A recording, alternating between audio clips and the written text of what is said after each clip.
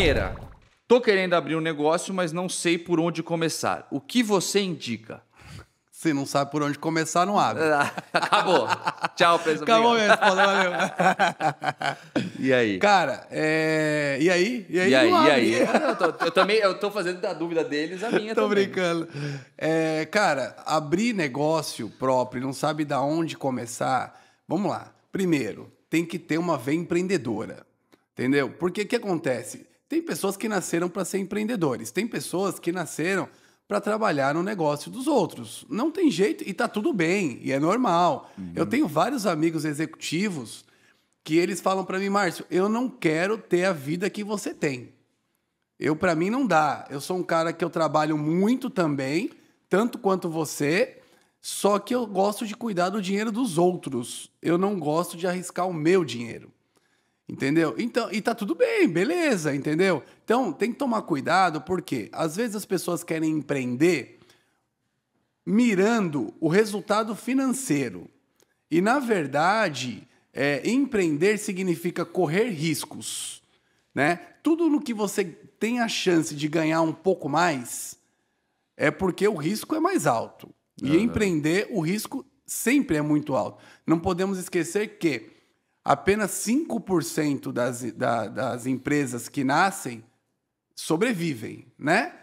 De 100%, 5 sobrevivem, certo? E desses 5 depois, um percentual alto também, ao longo de 5 anos, elas também não conseguem dar sequência no trabalho. Então, nós vamos falar aí que em torno de 2%, 3% passam do 5º ano.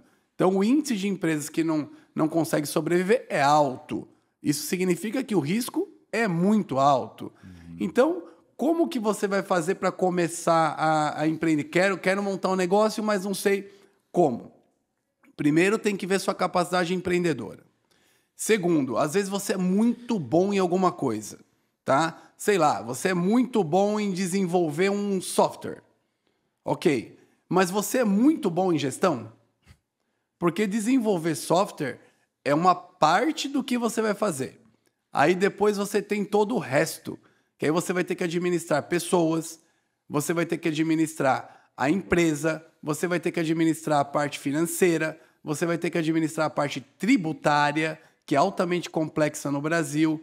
Então, assim, não é porque você tem uma habilidade muito boa para ser um desenvolvedor de software, por exemplo, que você já tem a receita de sucesso na mão para ser um empreendedor.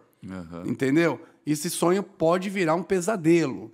Então, o caminho é testar, o caminho é entender até onde você suporta e aí depois você fazer pequenos testes e vendo até onde você consegue ir. Aí depois você vai aumentando isso e aí você solta o seu negócio, entendeu? É o mínimo viável ali do produto. E aí depois você vai soltando o seu negócio aos poucos. Porque assim, se você for parar para pensar, nós temos grandes executivos no Brasil e no mundo que não são grandes empreendedores. Então não significa que todo mundo nasceu para empreender ou todo mundo nasceu para ter uma empresa. Você precisa de entender as suas limitações, inclusive psicológicas.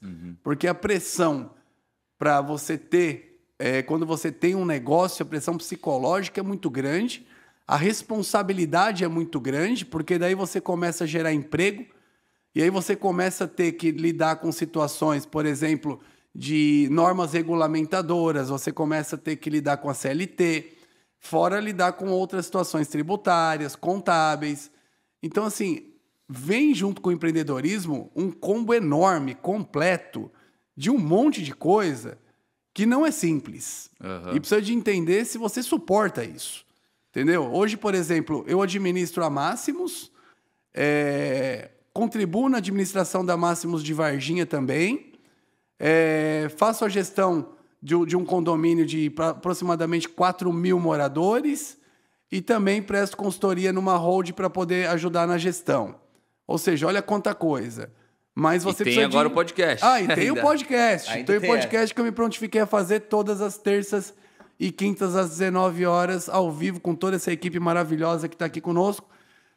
Mas olha quanta coisa, né? Você viu que nós estávamos aqui começando o programa e meu celular não parava. Eu tive que desligar ele para a gente gravar. Então tem toda a parte psicológica que você tem que suportar isso também. Porque uma coisa é fato, você abriu ali um negócio pequeno, eu vou trabalhar para mim, mas o meu negócio é pequeno.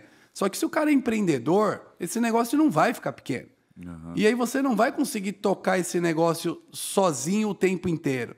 E aí começam a vir os problemas, né? Então precisa de testar esse nosso seguidor, então ele precisa de entender quais são os limites dele, até onde ele quer chegar e até onde ele pode chegar, entendeu? E ir testando. Pô, gostei, legal, avança. Não gostou, recua. Por quê? Porque o fracasso no empreendedorismo, dependendo da posição que você está naquele momento, ele pode te custar muito caro. Ele vai te custar financeiramente caro e psicologicamente também muito caro. Por quê? Cara, a sensação da derrota, de não conseguir fazer alguma coisa, ela é muito triste, né? Ela é muito complicada. E você saber lidar com isso também é um problema.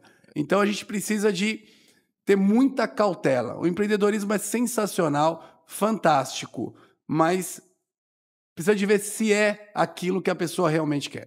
E hoje em dia até os meios digitais, eles ajudam, né? De uma forma de você não se arriscar tanto. De repente, se quer abrir um negócio, procura cursos na internet, faça sem estoque, por exemplo. Tem muita gente que ganha muito dinheiro com isso, muito dinheiro com YouTube, TikTok. Não é fácil, de qualquer forma. Tem gente que fala, não, na internet não é fácil, mas o risco de você perder um capital alto é bem menor também, né?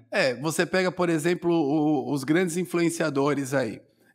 Primeiro, quantos anos eles demoraram para estourar um vídeo? Existe influenciador que estoura o primeiro vídeo? Tem, mas quantos são? São poucos, né? Então, assim, quantos vídeos ele tem que fazer para estourar um? Quantos anos ele teve que fazer para estourar o primeiro vídeo, né? E até lá ele tem que comer, tem que sobreviver, tem que ter uma vida, entendeu? Sim. Então, assim, nem a internet é muito fácil. Hoje é um pouco de moda, né? Moda no sentido assim, todo mundo quer ser o Neymar como jogador de futebol. Todo mundo quer ser um grande influenciador do mundo digital. Mas também não é para todo mundo. Eu acho que a indústria é um dos empreendedorismos mais difíceis. Por quê? Porque a indústria você tem que comprar máquinas e equipamentos. Quando você parte para a indústria, automaticamente você já vai falar que você precisa de ter funcionário. Você tem que ter seus colaboradores. Automaticamente você já tem que fazer uma opção por qual tributação você vai fazer. Pô, você é uma empresa no Simples, você vai ser uma empresa no lucro presumido, o seu negócio vai começar grande, você vai ser no real. Aí você já tem que tomar algumas decisões baseado no achismo. Quanto você acha que vai faturar? E aí você começa as simulações tributárias, que são altamente complexas no Brasil. Existe até um projeto de lei tramitando no Congresso para simplificar através de um imposto único, né? Se não me engano, o IVA, né? Para trazer o imposto único também para o Brasil, que já tem alguns lugares que já tem imposto único. Isso talvez simplifique bastante a vida do empreendedor. Não estou falando se é caro ou barato a alíquota. O fato de você pegar várias alíquotas e transformar em uma, você simplifica o entendimento. É mais fácil de fazer. Principalmente de empresas estrangeiras. Muitas das vezes chegam no Brasil e demoram um pouco para entender como é que funciona a parte tributária, a parte de CLT. Entendeu? Então a gente precisa de entender todos esses passos para isso tudo não se tornar uma frustração. Acho que é por aí o caminho.